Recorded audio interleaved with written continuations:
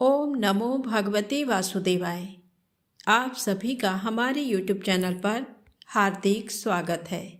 आज बृहस्पतिवार के दिन आइए सुने बृहस्पति देव की पौराणिक कथा और विष्णु चालीसा का पाठ। बृहस्पतिवार के दिन भगवान बृहस्पति की पूजा के अनेक महत्व बताए गए हैं। इस दिन जो व्यक्ति भगवान बृहस्पति की व्रत कथा पढ़ता या सुनता है उसे सभी प्रकार के सुख प्राप्त होते हैं। इस कथा को सुनने या पढ़ने मात्र से धन और यश बढ़ता है, विद्या और पुत्र की प्राप्ति होती है, सभी रुके हुए कार्य सफल होते हैं। तो प्रेम से बोले बृहस्पति भगवान की जय हो। प्राचीन समय की बात है। भारत में एक राजा राज करता था। वह बड़ा प्रतापी तथा दानी था। वह नित्य प्रति मंदिर में भगवत दर्शन करने जाता था। वह ब्राह्मण और गुरु की सेवा किया करता था। उसके द्वार कोई भी याचक निराश होकर नहीं लौटता था। वह प्रत्येक गुरुवार को व्रत रखता एवं पूजन करता था, गरीबों की सहायता करता था। परंतु ये सब बातें उसकी रानी को अच्छी नहीं लगती थी। वह न व्रत करती और न किसी को एक भी पैसा दान में देती थी। वह राजा से भी ऐसा करने को मना किया करती थी। एक समय की बात है, राजा शिकार खेलने वन को चले गए। घर पर रानी और दासी थी। उस समय गुरु बृहस्पति साधु का रूप धारण कर राजा के दरवाजे पर भिक्षा मांगने आए। साधु ने रानी से भिक्षा मांगी तो वह कहने लगी, हे साधु महाराज, मैं इस दान और पुण्य से तंग आ गई हूँ। इस कार्य के लिए तो मेरे पतिदेव ही बहुत हैं। अब आप ऐसी कृपा करें कि सारा धन नष्ट हो जाए तथा मैं आराम से रह सकूं। साधु रूपी बृहस्पति देव ने कहा, हे देवी, तुम बड़ी विचित्र हो। संतान और धन से कोई दुखी नहीं होता, इसको सभी चाहते हैं। पापी भी पुत्र और धन की इच्छा करता है। अगर तुम्हारे पास धन अधिक है तो भूखे मनुष्यों को भोजन कराओ, प्याऊ लगवाओ, ब्राह्मणों को दान दो, धर्मशालाएं बनवाओ, कुआं, तालाब, बावड़ी, बाग बगीचे आदि का निर्माण कराओ तथा निर्धनों की कुंवारी कन्याओं का विवाह कराओ, साथ ही यज्ञ आदि करो। इस प्रकार के कर्मों से आपके कुल का और आपका नाम परलोक में भी सार्थक होगा एवं तुम्हें भी स्वर्ग की प्राप्ति होगी। परंतु रानी साधु की इन बातों से खुश नहीं हुई।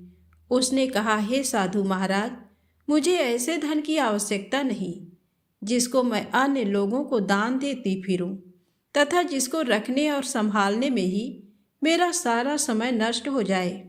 साधु ने कहा, हे देवी, यदि तुम्हारी ऐसी ही इच्छा है तो जैसा मैं तुम्हें बताता हूँ तुम वैसा ही करना।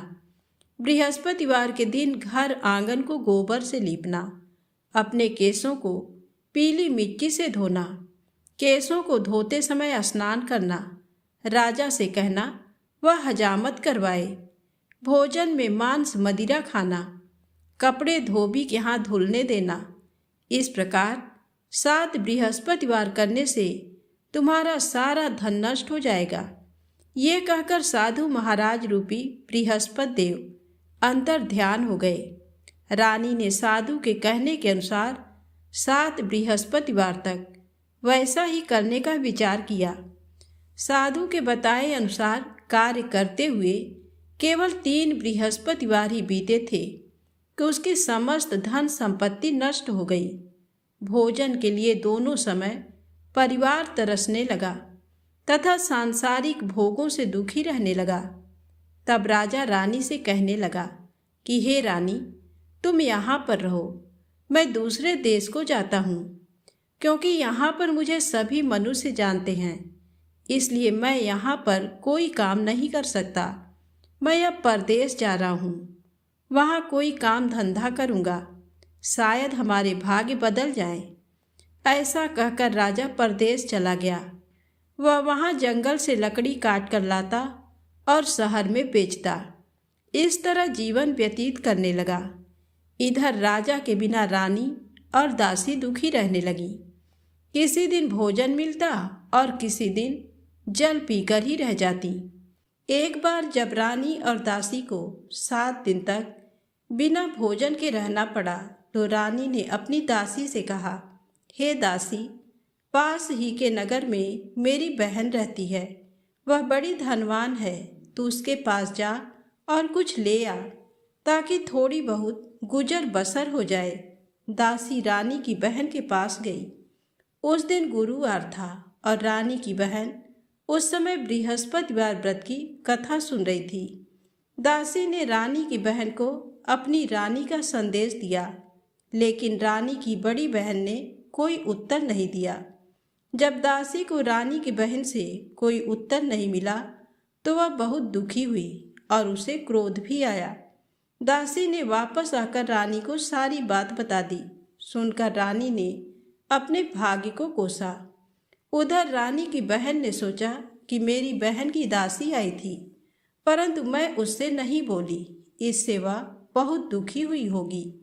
कथा सुनकर और पूजन समाप्त करके वह अपनी बहन के घर आई और कहने लगी, हे बहन, मैं बृहस्पतिवार का व्रत कर रही थी। तुम्हारी दासी मेरे घर आई थी, परंतु जब तक कथा होती है तब तक न तो उठते हैं और ना ही बोलते हैं, इसलिए मैं नहीं बोली। कहो दासी क्यों गई थी? रानी बोली, बहन, तुमसे क्या छिपाऊं? हमारे घर में खाने तक को अनाज नहीं था। ऐसा कहते कहते रानी की आंखें भर आईं। उसने दासी समेत पिछले 7 दिनों से भूखे रहने तक की बात अपनी बहन को विस्तार पूर्वक सुना दी। रानी की बहन बोली, देखो बहन, भगवान बृहस्पति देव सबकी मनोकामना को पूर्ण करते हैं। देखो, शायद तुम्हारे घर में अनाज रखा हो। पहले तो रानी को विश्वास नहीं हुआ, पर बहन के आग्रह करने पर उसने अपनी दासी को अंदर भेजा तो उसे सचमुच अनाज से भरा एक घड़ा मिल गया। ये देखकर दासी को बड़ी हैरानी हुई। दासी रानी से कहने लगी, हे रानी, जब हमको भोजन नहीं मिलता तो हम व्रत ही तो करते हैं, इसलिए क्यों न इनसे व्रत और कथा की विधि पूछ ली जाए ताकि हम भी व्रत कर सकें। तब रानी ने अपनी बहन से बृहस्पतिवार व्रत के बारे में पूछा। उसकी बहन ने बताया, बृहस्पतिवार के व्रत में चने की दाल और मुनक्का से विष्णु भगवान का केले की जड़ में पूजन करें तथा दीपक जलाएं, व्रत कथा सुने और पीला भोजन ही करें।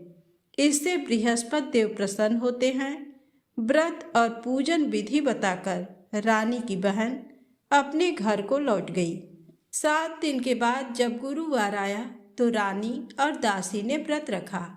घुड़साल में जाकर चना और गुड़ लेकर आई, फिर उससे केले की जड़ तथा विष्णु भगवान का पूजन किया। अब पीला भोजन कहाँ से आए, इस बात को लेकर दोनों बहुत दुखी थे।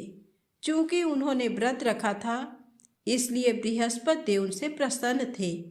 इसलिए वे एक साधारण व्यक्ति का रूप धारण कर 2 थालों में सुंदर पीला भोजन दासी को दे गए।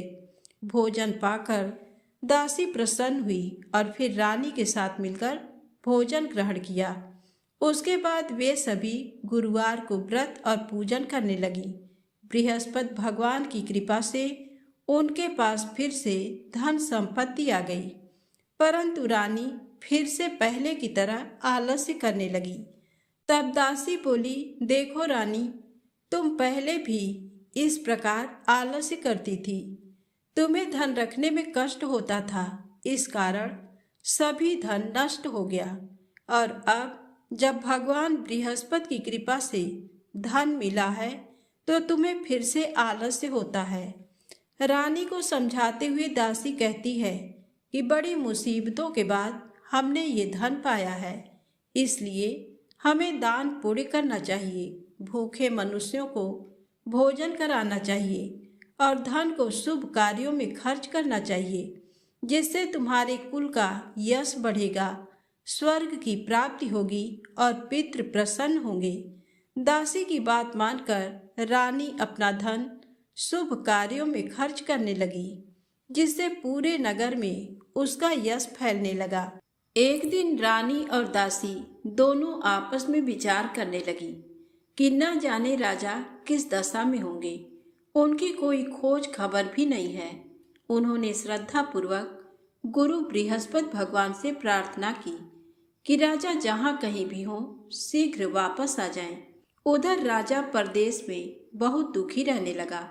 वह प्रतिदिन जंगल से लकड़ी बीनकर लाता और उसे शहर में बेचकर अपने दुखी जीवन को बड़ी कठिनता से व्यतीत करता था। एक दिन दुखी हो अपनी पुरानी बातों को याद करके वह रोने लगा और उदास हो गया। उसी समय राजा के पास बृहस्पति देव साधु के वेश में आकर बोले, हे लकड़हारे, तुम इस सुनसान जंगल में किस चिंता में बैठे हो, मुझे बतलाओ। ये सुन राजा के नेत्रों में जल भर आया। साधु की वंदना कर राजा ने अपनी संपूर्ण कहानी सुना दी। महात्मा दयालु होते हैं। वे राजा से बोले, हे राजा, तुम्हारी पत्नी ने बृहस्पति देव के प्रति अपराध किया था, जिसके कारण तुम्हारी ये दशा हुई। अब तुम किसी प्रकार की चिंता मत करो, भगवान तुम्हें पहले से अधिक धन देंगे। देखो, तुम्हारी पत्नी ने बृहस्पतिवार का व्रत प्रारंभ कर दिया है। अब तुम भी बृहस्पतिवार का व्रत करके चने की दाल व गुड़ जल के लोटे में डालकर केले का पूजन करो। फिर कथा कहो या सुनो, भगवान तुम्हारी सब कामनाओं को पूर्ण करेंगे। साधु की बात सुनकर राजा बोला, हे प्रभु, लकड़ी बेचकर तो इतना पैसा भी नहीं मिलता जिससे भोजन करने के उपरांत कुछ बचा सकूं। मैंने रात्र में अपनी रानी को व्याकुल देखा है। मेरे पास कोई साधन नहीं जिससे इसका समाचार जान सकूं। फिर मैं बृहस्पति देव की क्या कहानी कहूं, ये भी मुझको मालूम नहीं है। साधु ने कहा, हे राजा, मन में बृहस्पति भगवान के पूजन व्रत का निश्चित करो। वे स्वयं तुम्हारे लिए कोई राह बना देंगे। बृहस्पतिवार के दिन तुम रोजाना की तरह लकड़ियां लेकर शहर में जाना। तुम्हें रोज से दुगना धन प्राप्त होगा, जिससे तुम भली भांति भोजन कर लोगे तथा बृहस्पति देव की पूजा का सामान भी आ जाएगा। जो तुमने बृहस्पतिवार की कहानी के बारे में पूछा है वह इस प्रकार है। प्राचीन काल में एक बहुत ही निर्धन ब्राह्मण था। उसके कोई संतान नहीं थी। वह नित्य पूजा पाठ करता। उसकी स्त्री न स्नान करती और न किसी देवता का पूजन करती। इस कारण ब्राह्मण देवता बहुत दुखी रहते थे। भगवान की कृपा से ब्राह्मण के यहाँ एक कन्या उत्पन्न हुई। कन्या बड़ी होने लगी। प्रातः स्नान करके वह भगवान विष्णु का जप करती। बृहस्पतिवार का व्रत भी करने लगी। पूजा पाठ समाप्त कर पाठशाला जाती तो अपनी मुट्ठी में जौ भरकर ले जाती और पाठशाला जाने के मार्ग में डालती जाती। लौटते समय वही जौ स्वर्ण के हो जाते तो उनको बीनकर घर ले आती। एक दिन वह बालिका सूप में उन सोने के जौ को फटककर साफ कर रही थी कि तभी उसकी माँ ने देख लिया और कहा, हे बेटी, सोने के जौ को फटकने के लिए सोने का सूप भी तो होना चाहिए। दूसरे दिन गुरुवार था। कन्या ने व्रत रखा और बृहस्पति देव से सोने का सूप देने की प्रार्थना की। बृहस्पति देव ने उसकी प्रार्थना स्वीकार कर ली। रोजाना की तरह वह कन्या जौ फैलाती हुई पाठशाला चली गई। पाठशाला से लौटकर जब वह जौ बीन रही थी तो बृहस्पति देव की कृपा से उसे सोने का सूप मिला। उसे वह घर ले आई और उससे जौ साफ करने लगी, परंतु उसकी माँ का वही ढंग रहा। एक दिन की बात है, कन्या सोने के सूप में जब जौ साफ कर रही थी उस समय उस नगर का राजकुमार वहां से निकला। कन्या के रूप को देखकर वह उस पर मोहित हो गया। राजमहल आकर वह भोजन तथा जल त्याग कर उदास होकर लेट गया।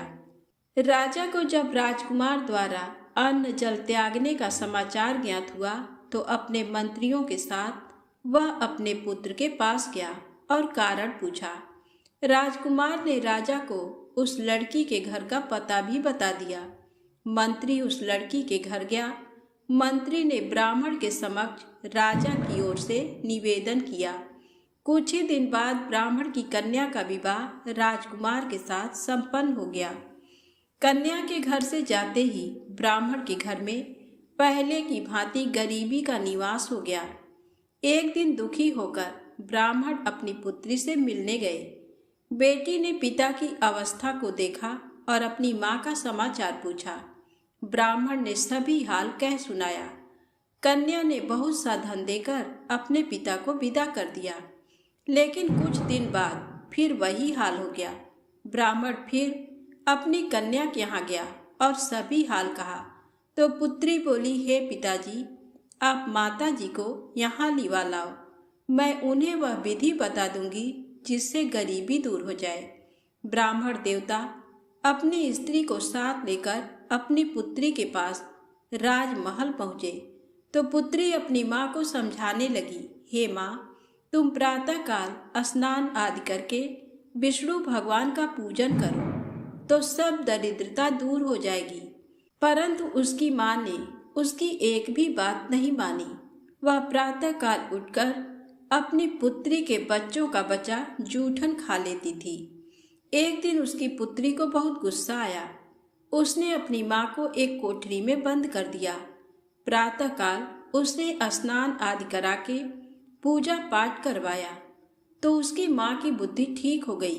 इसके बाद वह नियम से पूजा पाठ करने और प्रत्येक बृहस्पतिवार को व्रत रखने लगी। इस व्रत के प्रभाव से मृत्यु के बाद वह स्वर्ग को गई। वह ब्राह्मण भी सुखपूर्वक इस लोक का सुख भोगकर स्वर्ग को प्राप्त हुआ। इस तरह कहानी कहकर साधु देवता वहां से अंतर ध्यान हो गए। धीरे धीरे समय व्यतीत होने पर फिर बृहस्पतिवार का दिन आया।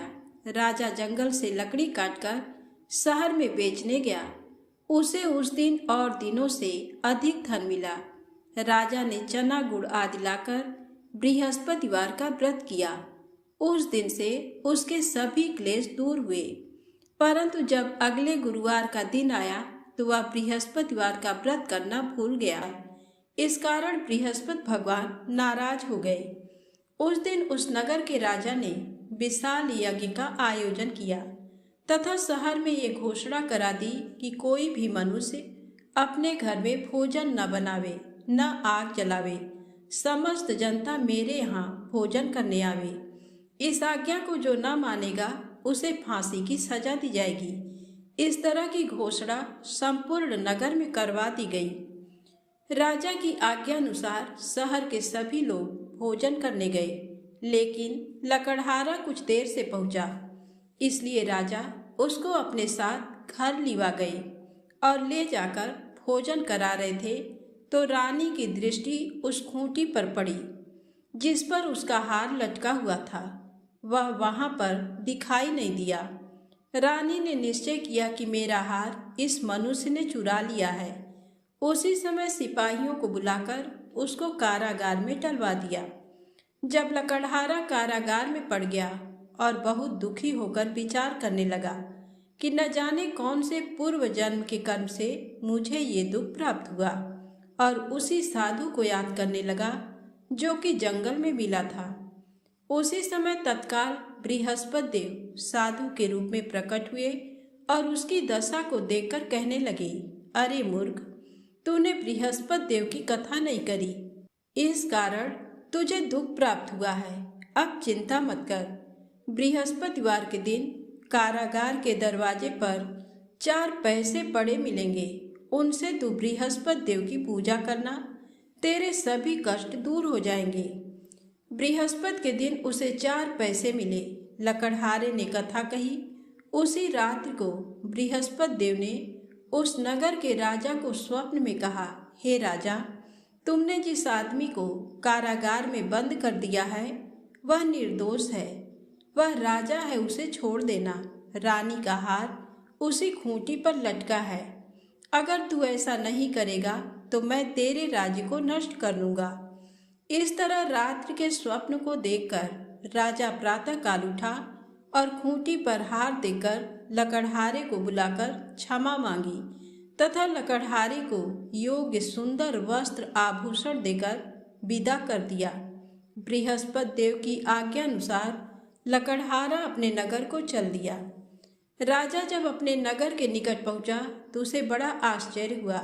नगर में पहले से अधिक बाग, तालाब, कुएं तथा बहुत सी धर्मशाला, मंदिर आदि बन गए हैं। राजा ने पूछा, ये किसका बाग और धर्मशाला है? तब नगर के सब लोग कहने लगे, ये सब रानी और बांदी के हैं। तो राजा को आश्चर्य हुआ और गुस्सा भी आया।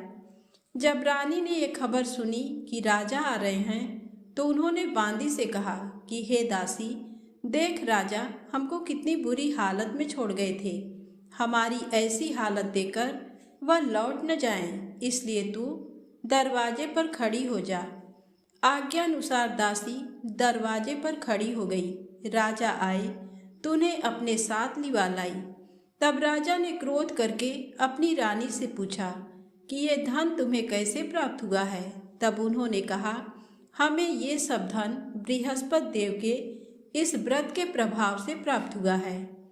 राजा ने निश्चय किया कि 7 रोज बाद तो सभी बृहस्पति देव का पूजन करते हैं, परंतु मैं प्रतिदिन दिन में 3 बार कहानी तथा रोज व्रत किया करूँगा।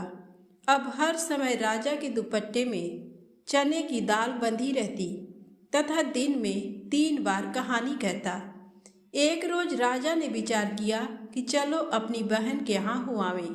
इस तरह निश्चय कर राजा घोड़े पर सवार हो अपनी बहन के यहाँ को चलने लगा।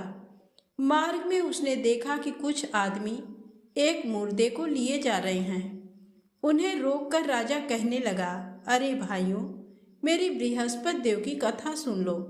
वे बोले, लो हमारा तो आदमी मर गया है, इसको अपनी कथा की पड़ी है। परंतु कुछ आदमी बोले, अच्छा कहो, हम तुम्हारी कथा भी सुनेंगे। राजा ने दाल निकाली और जब कथा आधी हुई थी कि मुर्दा हिलने लग गया, और जब कथा समाप्त हो गई तो राम राम करके मनुष्य से उठकर खड़ा हो गया। आगे मार्ग में उसे एक किसान खेत में हल चलाता मिला। राजा ने उसे देखा और उससे बोले, अरे भैया, तुम मेरी बृहस्पतिवार की कथा सुन लो। किसान बोला, जब तक मैं तेरी कथा सुनूंगा तब तक 4 हरैया जोत लूंगा। जाए अपनी कथा किसी और को सुनाना। इस तरह राजा आगे चलने लगा। राजा के हटते ही बैल पछाड़ खाकर गिर गए तथा किसान के पेट में बड़ी जोर का दर्द होने लगा। उस समय उसकी माँ रोटी लेकर आई। उसने जब ये देखा तो अपने पुत्र से सब हाल पूछा और बेटे ने सभी हाल कह दिया। तो बुढ़िया दौड़ी दौड़ी उस घुड़सवार के पास गई और उससे बोली कि मैं तेरी कथा सुनूंगी, तू अपनी कथा मेरे खेत पर चलकर ही कहना। राजा ने बुढ़िया के खेत पर जाकर कथा कही, जिसके सुनते ही वह बैल उठ खड़े हुए तथा किसान के पेट का दर्द भी बंद हो गया। राजा अपनी बहन के घर पहुंचा। बहन ने भाई की खूब मेहमानी की। दूसरे रोज प्रातःकाल राजा जगा तो वह देखने लगा कि सब लोग भोजन कर रहे हैं। राजा ने अपनी बहन से कहा, ऐसा कोई मनुष्य है जिसने भोजन नहीं किया हो? मेरी बृहस्पतिवार की कथा सुन ले।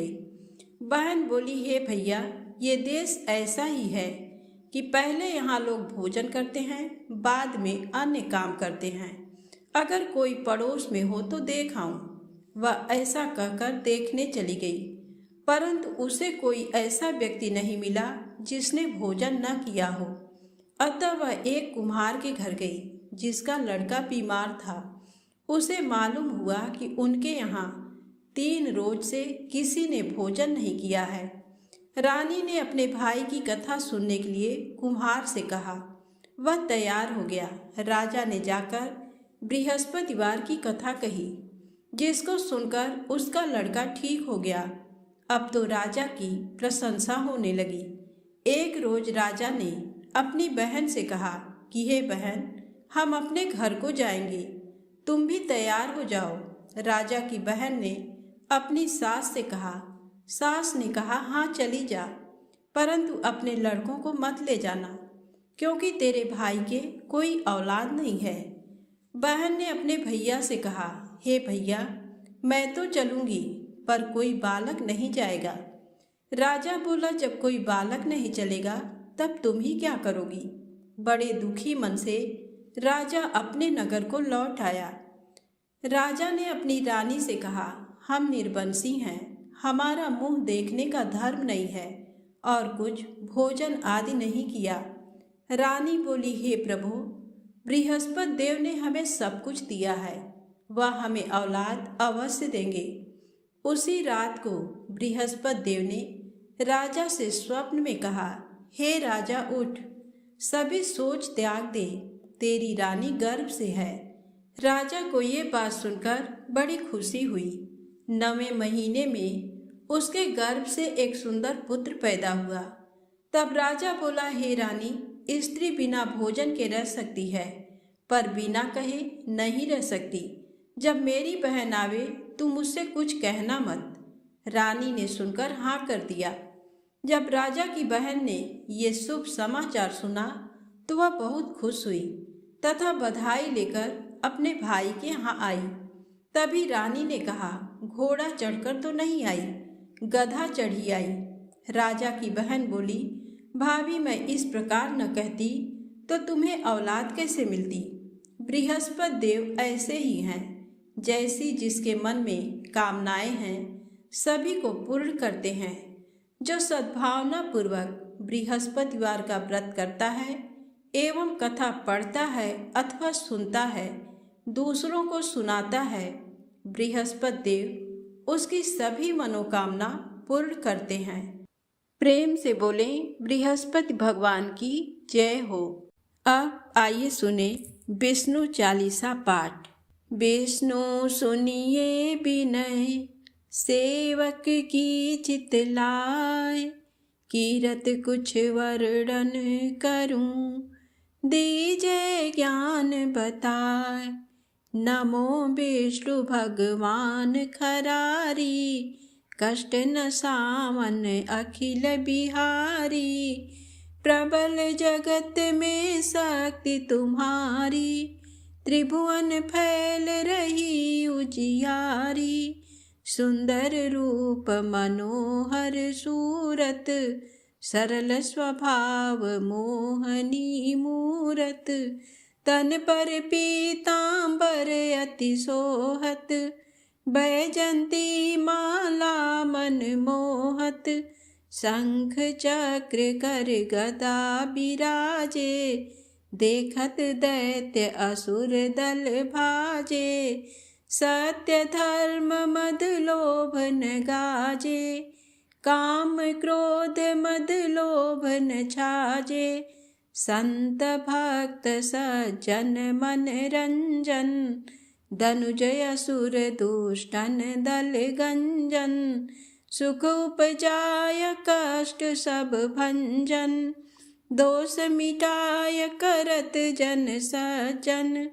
पाप काट भव सिंधु उतारण, कष्ट नाश कर भक्त उबारण। करत अनेक रूप प्रभु धारण, केवल आप भक्ति के कारण। धरणी धेनु बन तुम ही पुकारा, तब तुम रूप राम का धारा।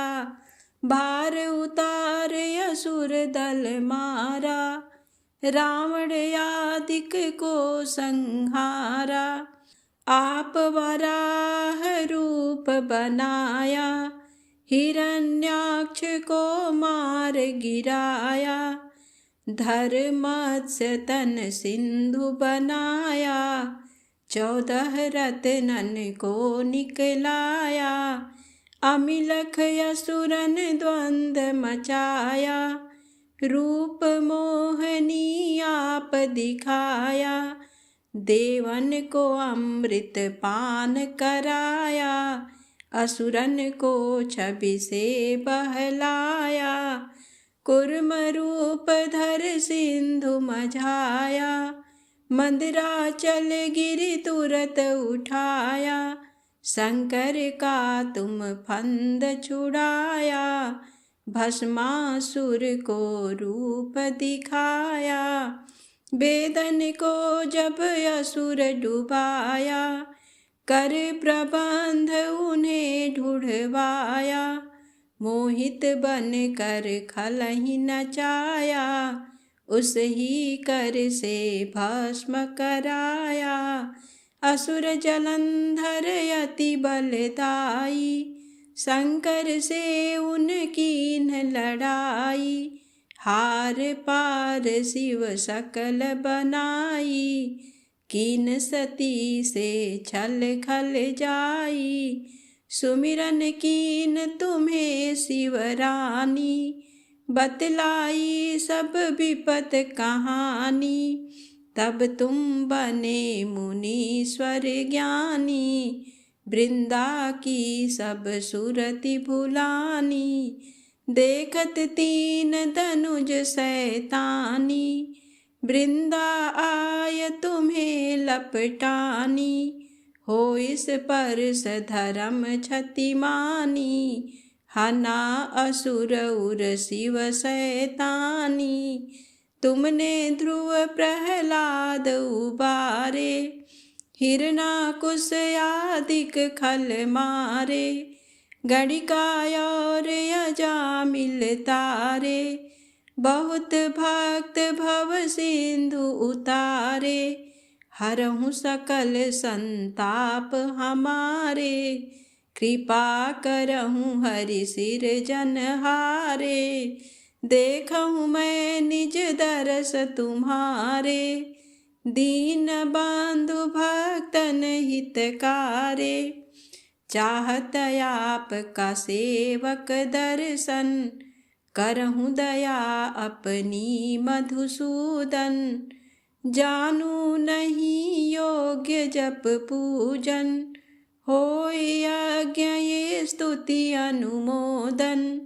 शील दया संतोष सुलक्षण, विदित नहीं व्रत बोध विलक्षण। करहूँ आपका किस विधि पूजन, कुमति बिलोक होत दुख भीषण। करहूँ प्रणाम कौन विधि सुमिरन, कौन भांति मैं करहूँ समर्पण। सुरमुनि करत सदा सेवकाई, हर्षित रहत परम गति पाई। दीन दुखिन पर सदा सहाई, निज जन जान लेओ अपनाई। पाप दोष संताप नसाओ, भव बंधन से मुक्त कराओ। सुत संपत्ति दे सुख उपजाओ, निज चरणन का दास बनाओ। भक्त सदा ये विनय सुनावे, पढ़े सुने जो जन सुख पावे। प्रेम से बोले विष्णु भगवान की जय हो।